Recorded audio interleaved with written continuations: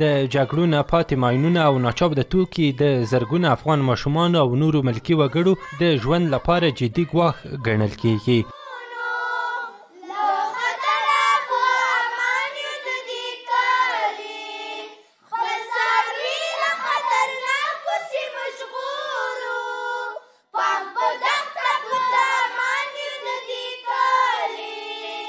د ماین پاکۍ نړیواله ورځ لمانځل کیږي. هغې د نندارتون په خاطر باندې موږ دغه شیان د نمایش په خاطر راوړي دي.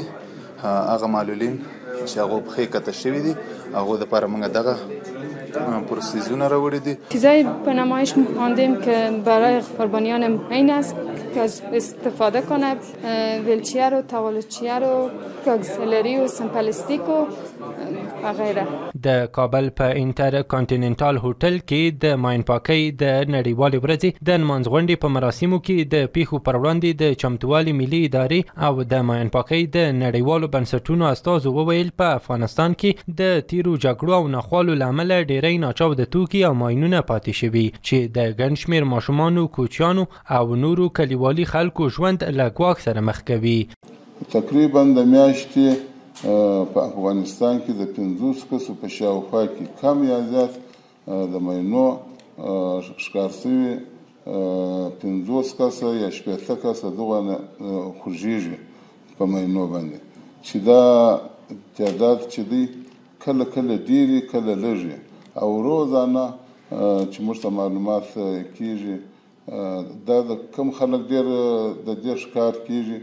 دا په افغانستان کې په ډېر مسکنت دی، نو دغه ماشومانو دا کوچیانو دا ګرځي په دغه انبارو په دې خرابو کې ګرځي، په اوسپنه پسې ګرځي، د دوی سر نه خلاصېږي. هغه یو داوان مرمۍ پیدا کړي او بل شی پیدا کړي او سرګلوله پیدا کړي، دوی یې د اوسپنې په خاطر راټوله کړي چې راټولوي یې چې اوس یې هلته د اوسپنې په نامه خرڅه کړي، هغه بیا د بند پټاو سي. نو دا کوچنیان اکثر یا شهیدان کې او یا معلولین کې چې پښه او لاس یا داسې ورپرې کړي. نو په دې خاطر چې د خلکو به دا فکر وي چې جنګونه خو ختم شول، ماینونه ختم دي. نو ماینونه ختم نه دي، یوازې ماینونه هم نه دي، دغه د جنګو مرمیو سرګلولي نور شیان دا په د انبارو په دغو ځایو کې پراته دي چې اکثره خلک یې ښکار. د ماین پاکولو د پروګرام مسؤلینو وویل که څه هم له کلونو راپدې خوا په افغانستان کې د ماین پاکولو پروګرام پر مخ روان دی، خو لا هم 1150 کیلومتره مربع سیمو کې ماینونه او ناچاودي توکي شتون لري چې په دې برخه کې جدي هڅو ته اړتیا لیدل کېږي. د جګړو پر مهال په میلیونونو د پرسونل او وسایطو ضد ماینونه ښخ شوي او همدارنګه په میلیونونو ناچاوده توکي د هیواد په بېلابېلو سیمو کې پاتې شوي دي چې د خلکو ژوند ته جدي ګواښ پېښوي او پاکول یې بسیار مهم دي.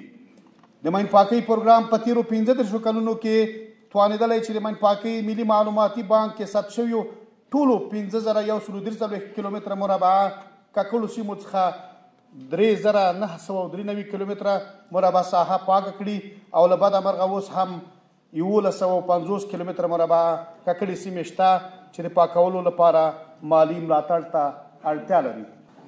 د راپورونو په بنسټ تر اوسه تقریبا 50,000 بېګناه خلک او هیوادوال د ماین او ناچاوده توکو له امله په شهادت رسېدلي دي او یا هم معلول شوي دي چې تقریبا 80% کوچنیان دي.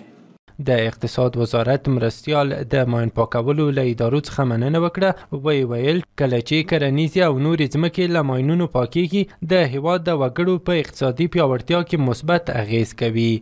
زمین‌های بیشتر وقتی پاکسازی میشه برای زراعت، برای ساخت و ساز به خصوص در حوزه زیربناها و زیرساختها آماده و مساعد میشه.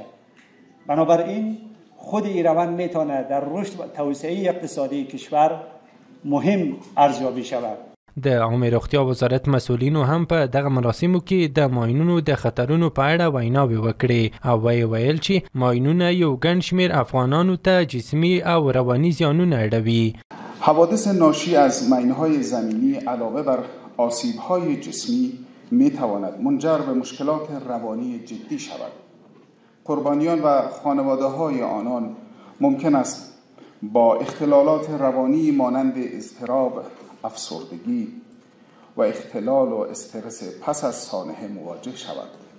د ایران سفیر هم په دغه مراسمو کې ګډون کړی و او له نړیوالې ټولنې او ګاونډیو هیوادونو یې غوښتنه وکړه چې له افغانستان سره د ماین پاکولو په برخه کې همکاري وکړي. امیدوار هستیم که جامعه جهانی از فرصت به وجود آمده نگاه دقیق‌تر و جدیدتری رو به افغانستان داشته باشه، به دلیل اون که به هر حال همچون که گفته شدن افغانستان یکی از کشورهای به هر حال مبتلا به موضوع مین هست و لازم هست که هم کشورهای همسایه و هم جامعه بین‌الملل در واقع مقامات افغانستان رو در ارتباط با مسئله پاکسازی و مینزدایی از مناطق آلوده کمک کنه.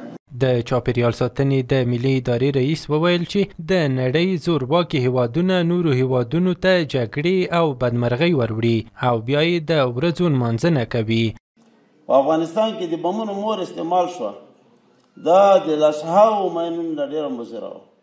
افغانستان تر اوسه پورې که موږ ووایو چې د ماین پاکۍ په سلسله کې دي یا د مختلفو امراضو په سلسله کې دي یا دلته چې کوم ممنوعه وسلې او باروت استعمال شوي دي د هغې نه چې په افغانستان کې کوم مختلف امراض پیدا شوي دا د چا د خوا نه پیدا شوي؟ د زورواکانو د زورګویانو د خوا نه پیدا شوي.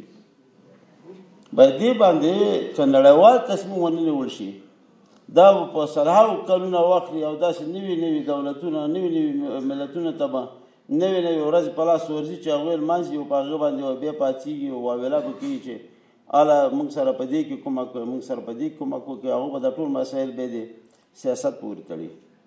په دغه مراسمو کې ویناوال وویل چې له جګړو وروسته یوازینۍ بده پدیده چې د افغان ماشومانو او یا نورو هیوادوالو ژوند ګواښوي ماینونه او ناچاوده توکي دي او له نړیوالو بنسټونو غوښتنه وشوه چې د ماین پاکولو په برخه کې د خپلې هڅې ګړندۍ کړي.